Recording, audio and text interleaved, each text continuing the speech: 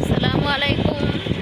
আপনারা সবাই কেমন আছেন? আলহামদুলিল্লাহ, আপনাদের দোয়া ও ভালোবাসায় আমি অনেক ভালো আছি। তো চলে আসলাম আপনাদের মাঝে অনেকদিন পরে আবার